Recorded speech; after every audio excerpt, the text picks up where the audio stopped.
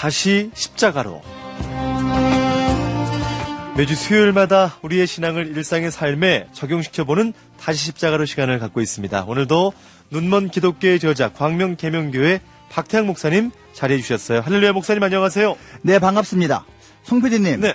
너무 당연한 걸 물어봐서 죄송한데요. 예. 이번 25일 주일이 어떤 날인지 알고 계시죠? 그럼요. 우리 크리스천들은 기억해둘 만한 날이고, 특별히 이제 개신교 우리 성도님들, 우리 마틴 루터가 가톨릭 교황에게 묻는 95개조의 그 반박문 대자보를 비텐베르크 성당 정문에 붙인 날을 기념하는 그런 주일, 종교개혁 주일 아닙니까? 아유, 정확히 알고 계신데요.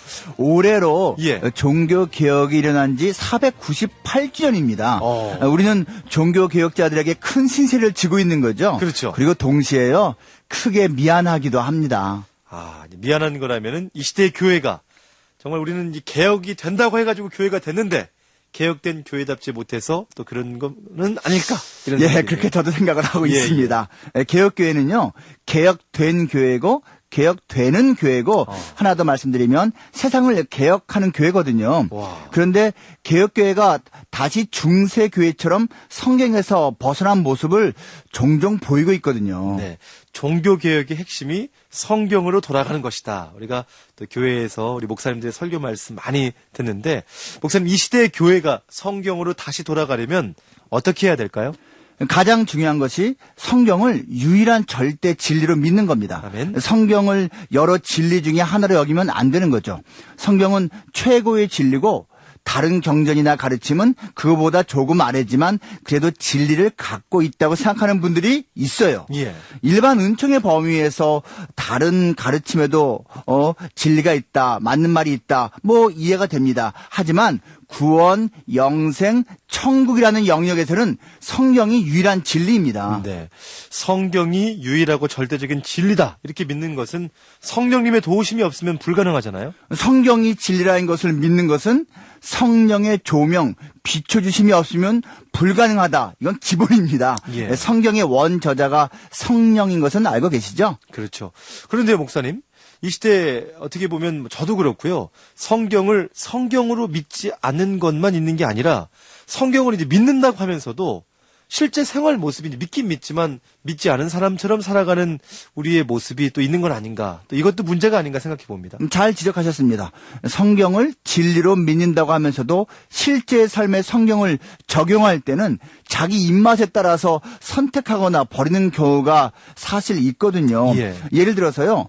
크리스천 가운데 점 보러 다니는 분들이 있습니다. 그렇죠.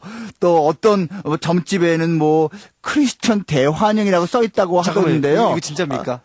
네, 정말 그렇습니다. 가족이 죽은 후에 사구제 지내는 크리스천도 있더라고요.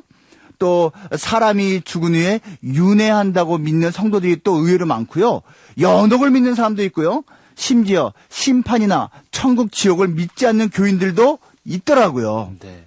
심판을 믿지 않으면 결국 또 우리 마음대로 살게 되는 그런 결과가 있을 텐데, 목사님, 우리가 이렇게 본성대로 사는 이유가요, 하나님의 그 심판을 모르거나 또 무시하기 때문인 것 같은데, 크리스천들이 심판을 믿지 않는다. 이건 참 의외인 것 같아요. 그러니까 소금과 빛, 또 정직과 정결 같은 가르침도 자기 생각과 다르면 슬쩍 무시하게 되는 겁니다. 흔히 이런 생각을 하는데요. 보수적인 사람들은 성경을 믿는다 하면서도 삶이 그것을 따라가지 않는 게 문제고, 진보적인 사람들은 삶은 괜찮은데 성경을 성경답게 믿지 않는 것이 문제다. 이렇게 생각하는 사람들이 있어요. 그렇죠. 근데 이게 말이 되지 않습니다. 성경을 성경답게 믿는데 어떻게 삶이 따라가지 않겠습니까? 그렇죠. 또 성경을 진리로 믿지 않는데 어떻게 삶이 하나님 앞에서 온전하겠습니까? 성경을 믿는 것은요, 그 삶은요, 결코 분리된 것이 아닙니다. 아멘. 성경 그리고 그 삶. 분리된 것이 아니다라는 말에 저도 공감하고요. 자, 그런데요, 목사님, 우리가 이제 사실 또 세상 가운데 살고 있잖아요. 우리의 이 삶이. 그래서 항상 성경적으로 되기는 참 힘들 때가 많은 것 같은데, 어떻게 생각하세요, 목사님? 인정합니다. 저도 완전 인정합니다. 그런데요, 진정으로 거듭난 크리스천은요, 자신의 삶이 성령을 슬프게 할 때, 성경적 가르침을 벗어날 때, 하나님 아버지의 자녀답지 못할 때는 그 속 사람이 고통스러울 수밖에 없어요. 아멘. 그래서 결국 회개하게 되는 거죠. 회개하지 않고 버티면 하나님이 회개하도록 징계하십니다. 징계는 하나님이 사랑하시는 한 방편인 거 아시죠? 예수 십자가의 삶에서 떠난 크리스천은 다시 십자가로 돌아가도록 하나님이 일하십니다. 아멘. 오늘 코너 이름이 다시 십자가로, 결국은 다시 성경으로, 다시 우리 예수님께로 이렇게 말해도 되는 거잖아요. 뭐 다시 복음으로 이렇게 말해도 되는 것이죠. 그러네요. 사도 바울이 말한 것처럼요. 다른 복음은 없습니다. 이 시대에 유사복음, 짝퉁 복음이 나날이 더 많아지고 있는데요. 성도들의 분별력이 더욱 필요한 시기입니다. 아멘.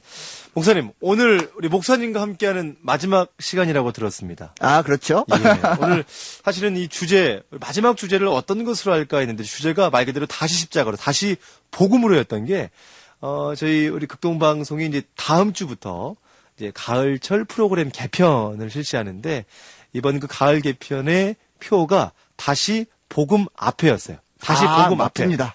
야, 그래서 오늘 그 다시 복음 앞에 서는 법이 바로 목사님 말씀하셨던 것처럼 다시 성경으로, 다시 예수님께로 돌아가는 것 같고요.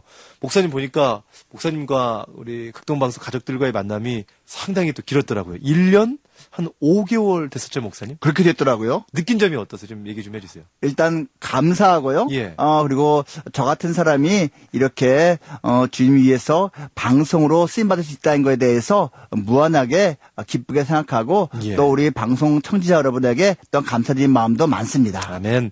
목사님 저희 방송에서는 또 언제든지 또 그리고 요청할 때가 있습니다. 언제든지 달려와 주시고요, 목사님.